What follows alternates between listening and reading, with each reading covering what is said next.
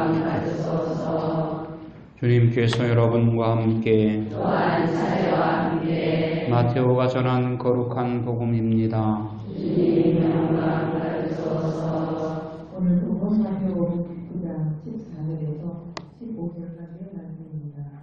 그때 요한의 제자들이 예수님께 와서 저희와 바리사이들은 단식을 많이 하는데 스승님의 제자들은 어찌하여 단식하지 않습니까? 하고 물었다. 예수님께서 그들에게 이르셨다. 혼인잔치 손님들이 신랑과 함께 있는 동안에 슬퍼할 수 없지 않냐. 그러나 그들이 신랑을 빼앗길 날이 올 것이다. 그러면 그들도 단식할 것이다. 주님의 말씀입니다. 그리스도님 찬양합니다. 전 예수님, 예수님. 여러분 행복하세요? 네. 왜 행복해요? 행복의 이유를 알아야지. 이 사순절은 무슨 시기입니까? 하느님 아빠 아버지가 당신의 독생성자 예수 그리스도를 우리를 대신해서 십자가에 못 박혀 순환하시고 죽으시도록 우리를 위해서 내어주신 그런 시기요. 지금 예수님은 어디가 계셔요? 광야에 나아가서 40일 동안 나를 위해서 죽어주시기 위해서 단식하시면서 준비하고 계셔요. 그러면 여러분, 나를 사랑하는 사람이 옆에 있다면 행복하죠? 그런데 나를 사랑하는 분이 사람이 아니라 누구예요? 하느님이셔. 그리고 그 하느님이 당신의 오해아들을 나를 위해서 대신 십자가에 못 박혀 죽으시라고 내보내주신 그런 기가 막힌 은혜가 이 사순절에 압축적으로 표현되고 있어요. 내가 이렇게 하느님으로부터 사랑받고 있다. 당신의 오해아들 핏값을 치르고 나를 맞교환할 만큼 나를 하느님이 끔찍하게 사랑하신다. 그래서 행복한 거예요. 막연하게 세상에 복권이 당첨됐다고 행복한 그런 정도가 아니라 이보다도 행복한 거 있어요? 내가 이웃 사람으로부터 사랑받아도 행복한데 하느님이 나를 사랑하시는데 얼마만큼? 죽기보다 더 사랑하셔요. 죽어주실 만큼 나를 그렇게 사랑하셔요.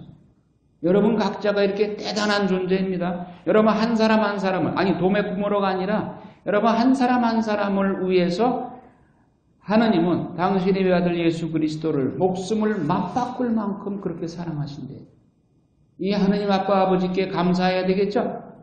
그리고 그 하느님의 파견을 싫다하지 않고 기꺼이 예하고 손명으로 받아들이고 광야에 나가서 지금 엄지순환하시면서 우리를 위해서 그 하느님의 사랑을 3년 동안 사랑을 전파하다가 십자가에 마침내 우리가 우리 죄값을 우리 스스로 갚을 길이 없기 때문에 하느님의 아들이 오셔서 대신 갚아주기 위해서 지금 준비하는 시기가 사순절이에요. 그래서 행복한 겁니다. 행복의 원인을 분명히 아셔야 돼요. 자, 지금 여러분들은 이 세상에 영원히 살 겁니까? 아니면 이 세상은 정거장입니까? 정거장이라는 거 알면서도 여기다가 고대 광실 영원히 살 것처럼 집 짓고 재산 끌어모으고 그러면 안 되겠죠? 이 세상은 잠깐 지나가는 징검다리예요. 여러분 다리가 아름답다고 해서 다리 위에 집 짓는 사람 봤어요? 네, 다리는 이곳에서 저곳으로 건너가기 위한 하나의 도구일 뿐이요. 그렇죠? 예, 우리는 언젠가는 이사갈 사람들이요. 이 세상은 영원히 살 것이 아니라 천국 영원한 본향으로 이사가야 할 사람들이에요. 그러면 여러분들 이사갈 때 이삿짐 싸죠? 예, 이삿짐 쌀 때 새로 이사가는 그 집에 필요하지 않은 것과 필요한 것을 분리해서 필요하지 않은 것은 어떻게 해요? 버려요. 시골에 살던 사람이 도시 아파트에 이사를 온다. 그러면 버릴 것이 많겠죠? 예, 시골에 장독대도 있고 농기구도 있고 맷돌도 있고 그런 것이 있다면 이거 도시에 가서 필요해요? 필요 없어요. 그러면 다 버려야 되죠. 그렇죠? 그러면 우리가 이 세상에 살다가 어디로 이사가요? 천국으로 이사갈 거예요. 그러면 천국 가서 필요한 것과 필요하지 않은 것을 분류해야 되겠죠? 그 분류 작업을 며칠 동안 하면 될까요? 여러분 이사 가는 날짜는 정해놓고 이사를 가죠? 그러니까 이사 가기 전 하루나 이틀 전에만 준비하면 돼. 그럼 길게 잡아서 일주일을 준비하면 돼. 그거는 날짜가 정해져 있기 때문에 일주일 동안 준비하면 돼요. 그런데 여러분 천국으로 이사갈 날짜 정해줬어요? 알 수 있어요 여러분들? 예수님도 나도 모른다고 그러셨어. 하느님 아빠 아버지만 아신다고 그랬어. 그러면 이삿짐을 언제부터 싸야 돼요? 지금부터 싸야 돼요. 옳지. 역시 똑똑한 사람은 앞에 앉아요. 지금부터 싸야 돼요. 그러면 지금부터 이삿짐 싸는 훈련을 해야 되는데 천국에 가서 이것이 쓸 것인가 불필요한 것인가를 식별해야 되겠죠. 그 식별이 어렵습니까? 쉽습니까? 아니 생각해보면 쉬운 거예요. 아니 시계, 금시계를 가지고 이거 천국 가져갈 수 있는 것인가? 천국 가서 필요가 없는 것인가? 그거 식별이 뭐 어려워요. 그렇죠? 돈보따리 이런 것이 또 고대강실 큰 집, 99가짜리 집 이것이 천국 가져갈 수 있는 것인가 아닌가? 식별이 너무 쉽죠? 그러면 오늘부터 여러분들 그 훈련해야 돼. 천국에 가져갈 수 있는 것인가 가져갈 수 없는 것인가를 식별해서 가져갈 수 없는 것에 대해서는 점차 관심을 기울이지 말고 이제 오로지 천국에 가져갈 수 있는 물건만 챙겨야 된단 말이에요. 그런데 사순절 시작하는 첫날 무슨 날? 제예수요일 날 여러분들한테 예수님이 답을 가르쳐 주셨어. 복음에서 뭐 세 가지를 특별히 강조하셨죠? 뭐예요? 순서대로 자선, 세 가지 천국에 가져갈 수 있는 거 세 가지입니다. 자선은 어떻게 하라고 그랬어요? 남한테 드러내 보이라고 그랬어요? 어디서? 어떻게? 오른손이 한 것을 왼손이 모르게 하여라. 숨은 일도 보시는 하느님께 숨겨라. 두 번째, 기도는 어떻게 하라고 그랬어요? 골방에 들어가서 남한테 나 이렇게 기도한다, 남한테 거룩하다 그런 소리 들으려고 드러내놓고 바리사이들, 율법학자들처럼 그렇게 하지 말고 골방에 들어가서 숨은 일도 보시는 하느님께 바쳐라. 그 다음에 단식은 어떻게 하라고 그랬지? 펴내지 말고 단식한다고 얼굴 찡그리고 마른 표시하고 막 그렇게 하지 말고 머리에 기름을 발라서 단식하는 줄 모르게 숨겨라. 숨은 일도 보시는 하느님께만 바쳐라. 이 세 가지가 바로 천국에 가져갈 수 있는 재화요, 보화들인 거예요. 자, 그러면 그것을 구체적으로 한번 생각해 봅시다. 자선 애독 실천. 이 애독 실천이야말로 마태복음 25장 31절 이하에 하느님께서 마지막 날 최후의 심판 때 오실 때에 구름을 타고 전사들을 거느리고 오실 때에 너희 중에 보잘것없는 이웃에게 베푼 것이 곧 나에게 한 것이다. 너희들은 내가 굶주렸을 때 먹을 것을 주었고 벌벗었을 때 입을 것을 주었고 이런 말씀하시죠? 이게 바로 자선에 관한 말씀이잖아요. 그렇죠? 애독 실천. 나의 도움을 필요한 사람들에게 자선을 실천하는 거 이게 첫째가는 하늘나라의 공덕을 쌓는 것이고 하늘나라에 내가 가져갈 수 있는 이삿짐인 것입니다. 부지런히 지금부터 쌓으셔야 돼요. 내 것이라고 끌어모으는 거 이거 다 소용없는 거예요. 나중에 가져갈 수가 없는 거예요. 두 번째로 기도. 기도야말로 영혼의 호흡이고 우리의 생명과 직결되죠. 숨 안 쉬고 5분도 못 살죠. 그와 같이 기도는 우리 영혼을 살리는 호흡과 같은 것입니다. 기도는 하느님과의 직통전화선이에요. 이 직통전화선으로 하느님께 우리가 모든 것을 아뢰을 때 하느님은 귀 기울여 들어주시는 겁니다. 단식. 자, 단식은 우리가 육신적 단식만을 생각하는데 밥 한 끼 굶는 거 그것만 생각하는데 그 육신적 단식도 중요합니다. 욕망을 제어한다는 의미에서 중요합니다. 예수님도 지금 40일 동안 엄제순환하셨죠.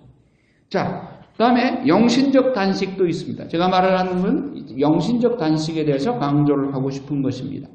시간을 불필요한 일에 낭비하고 하느님 이외의 다른 것에 낭비하는 것, 이것을 사순절에 절제하고 시간 낭비를 하지 않고 오직 하느님만 생각하고 하느님께 봉헌하는 것, 이것이 시간의 영신적인 단식이라고 할 수 있습니다. 여러분, 공할아버지, 공으로 축구로 출세한 사람 차범근 씨가 있습니다. 이 차범근 씨가 남긴 유명한 말이 있어요. 나는 축구장에서는 공만 바라봤고 축구를 안 했을 때는 공만 생각했다. 그러니까 공할아버지가 됐지. 세상 일도 성공하려면 이렇게 그 분야에 미쳐야 돼요. 하물며 천국을 쟁취하기 위해서 하느님께 미치지 않고는 안 되는 거예요.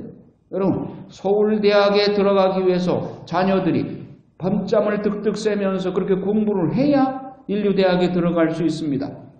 그러면 서울대학 들어가는 게 어려워요? 천국 들어가는 게 어려워요? 천국은 인류대학 중에 세계에서 가장 어려운 인류대학이야. 그러면 그 인류대학인 천국을 거기서 떠밀려서 들어가려고요? 그거는 공짜가 너무 그런 걸 기대하면 안 돼. 천국을 위해서는 천국은 힘센 자의 소유라고 그랬어요. 열심히 수고하고 노력한 사람이 그에 대한 보상으로 받는 상급인 거예요. 묵시록 22장 12절에 내가 곧 가겠다. 너희들이 행한 업적에 따라서 상급을 가지고 가겠다. 천국은 상급으로 주어지는 것이지 세례받았다고 천국 시민권 저절로 그냥 책가닥 나오는 거 아니에요. 자판기에서 시민권 나오는 거 아니에요. 여러분들이 이 세상에서 얼마만큼 천국을 위해서 피땀 흘리고 수고하고 노력했느냐에 따라서 주어지는 상급인 것이에요. 그래서 자봉근 씨가 축구에 미쳐서 축구에 성공했듯이 우리도 하나님께 미쳐서 천국을 쟁취해야 되는 것입니다. 자, 그 다음에 생각의 영신적인 단식.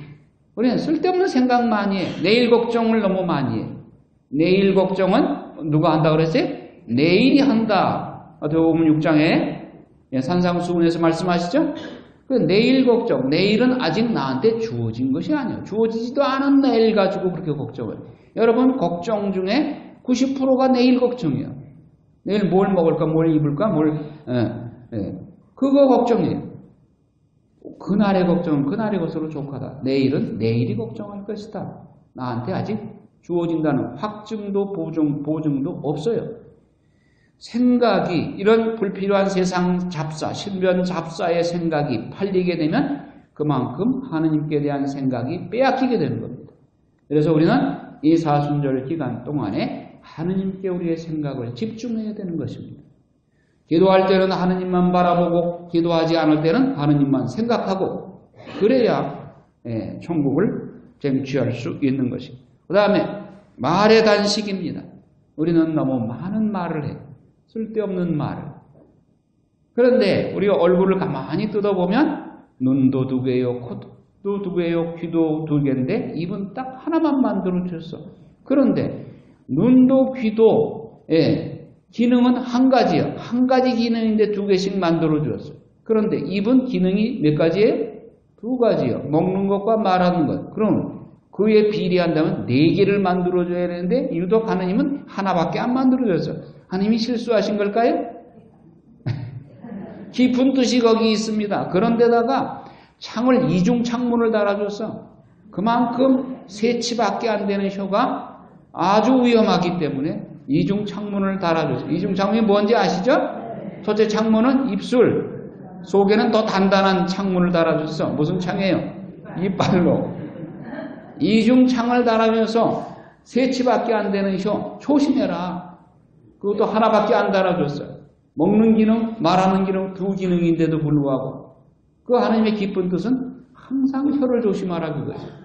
그러니까 말의 단식 이거 우리 사순절에 특별히 여러분 훈련해서 1년 12달 이거 실천해야 되는 겁니다. 혀를 다스릴 줄 모르는 사람은 다른 덕행 아무리 잘 쌓아도 소용이 없다. 야고보서에 그렇게 말씀하고 있습니다. 혀를 잘 다스려야 우리가 성덕의 70~80%는 혀를 잘 다스리는 데 있어요. 우리 혀를 주신 하나님은 혀로 뭘 하라고? 물론 음식 먹는 거는 다 누구나 해야 되지만은 또 한 가지 말을 하는데 무슨 말을 전하라고? 복음을 전하라고 하나님의 말씀을 전하라고 주신 것이지 남 저주하고 남을 흉보고 욕하고 그러라고 주신 거 아니잖아요. 그런데 실제로 우리가 혀를 사용할 때 어느 게 더 많아요? 솔직히 고백 한번 해보세요. 여러분 한번 그런 피정 한번 해보시면 좋겠어. 누구에게나 공평하게 24시간 하루를 주시는데 24시간 동안 내가 눈 뜨자마자 잠잘 때까지 동영상으로 그걸 찍어가지고 한번 그거를 다시 한번 동영상을 내 스스로 한번 냉철하게 봐서 살펴봐가지고 하느님을 찬양하는 시간이 얼마고 남 흉보고 욕하고 비판하고 쓸데없는 말하는 것이 얼마인가 그걸 비교해봐서 데이터를 가지고 자기가 스스로 반성할 수 있는 기회를 가지면 참 좋겠어요. 자, 이렇게 해서 영신적인 단식은 아주 다양하게 여러 가지가 있습니다. 눈의 단식, 여러분들 평소에 텔레비 많이 보는 사람은 별로 없겠지만 그러나 살금살금 드라마나 이런 데에 한번 빠지게 되면 내일은 또 뭘까 하면서 계속 거기에 빠지게 돼요. 이 텔레비는 바보 상자라고 그러잖아요. 우리 하느님께서 우리를 똑똑하게 만들어주시는 일부러 바보 상자 보고서 바보가 될 필요 없잖아요.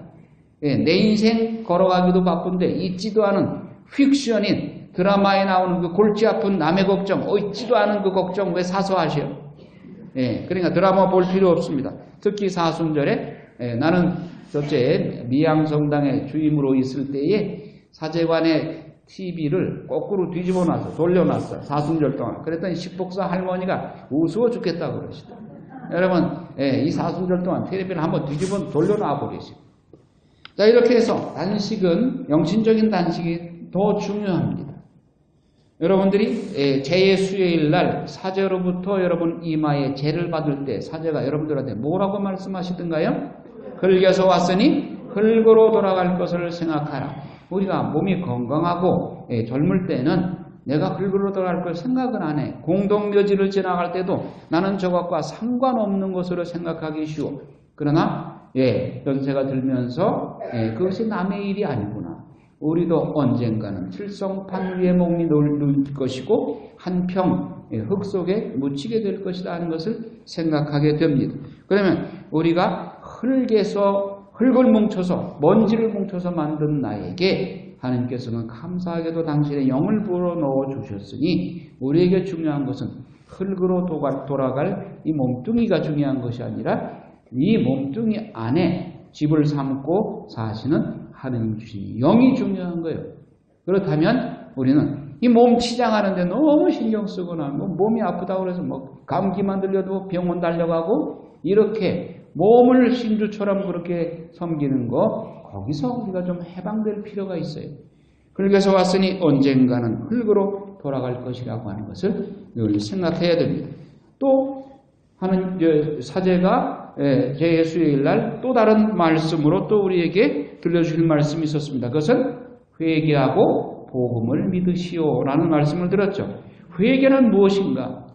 하느님이 우리에게 에덴 동산에서 아담에게 기가 막힌 은총을 당신과 대화할 수 있는 은총, 영원히 죽지 않고 살 수 있는 그런 길을 열어주셨건만 사탄의 꼬드김에 넘어가가지고 거짓말에 속아서 하느님을 거역하고 말씀을 순종하지 않았기 때문에 우리는 죽음이라는 보석을 받게 되었어요. 그러니까 우리가 사탄의 꼬드김에 속아서 사탄의 종살이하고 있는 것이 이 세상살이에요.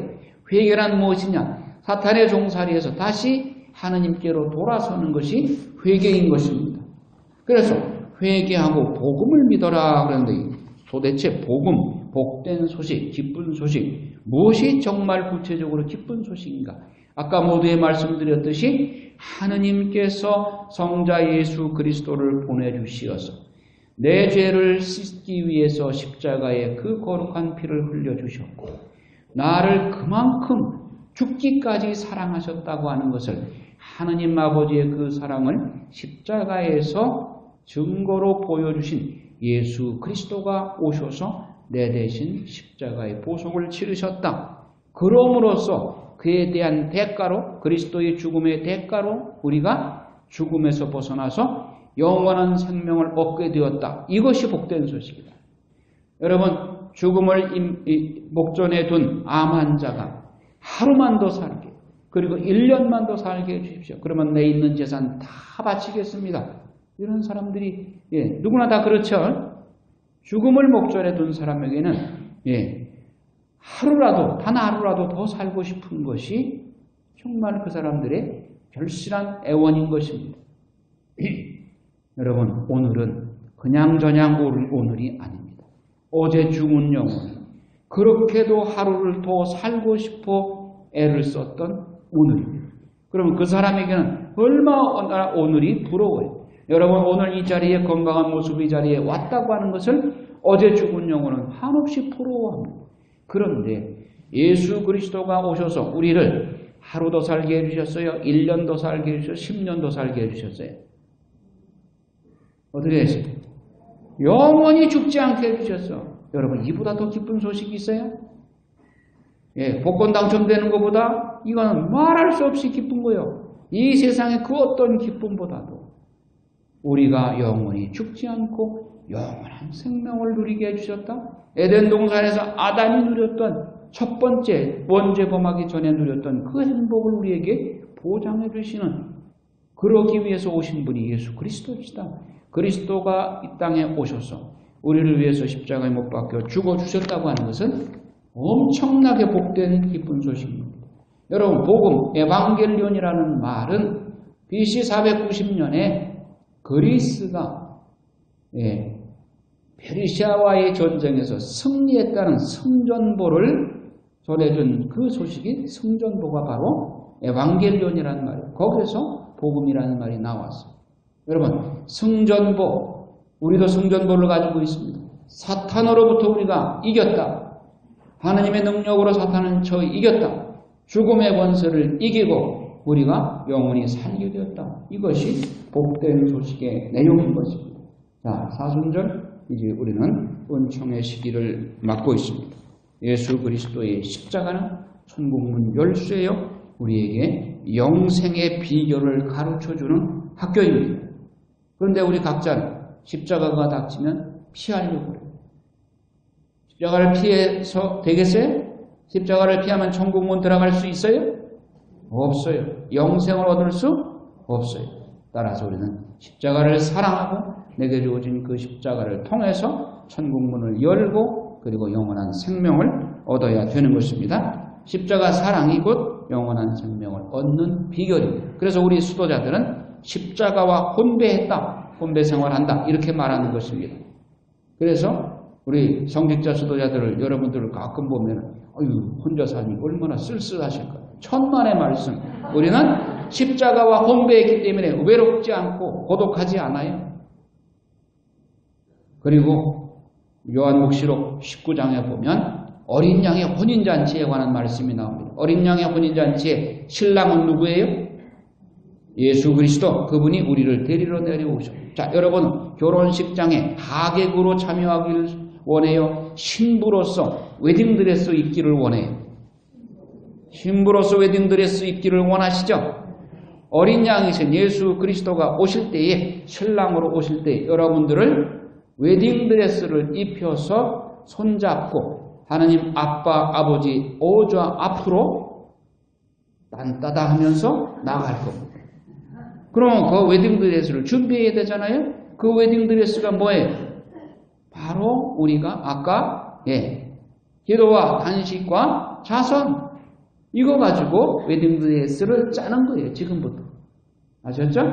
여러분들이 오늘 어떻게 살았느냐가 여러분들의 웨딩드레스의 한 홀 한 홀을 짜는 것입니다.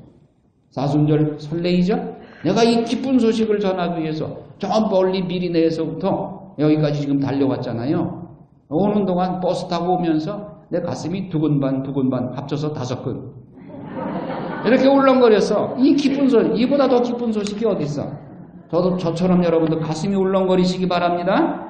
이 하느님의 사랑, 생각할수록 기가 막힌 거예요. 기가 막히잖아요. 그렇죠? 여러분들 돈 주고 샀어요? 공짜로 주시는 거예요. 원래 그라시아, 은총이라는 말이 공짜라는 말이에요. 우리가 예수 그리스도의 구속 은총을 돈 주고 산 거 아니라 공짜로 주신 것이죠. 이렇게 고마운 하나님 아빠 아버지에게 감사하고 그 아빠 아버지의 파견을 기쁘게 받아들이고 우리를 위해서 죽어주시기에 오신 예수 그리스도께 감사드리고 하나님의 엄청난 사랑을 말씀으로 우리에게 깨우쳐 주시기 위한 성령님의 성화 은총에 대해서 감사드려요. 성부, 성자, 성령께서 합동작전으로 우리 영혼을 구출해서 천국에 데려가기 위해서 지금 여러분들을 위해서 준비하고 계십니다. 이 하나님을 위해서 여러분들의 시간과 노력과 봉사를 아낌없이 바쳐야 됩니다. 아멘. 오늘은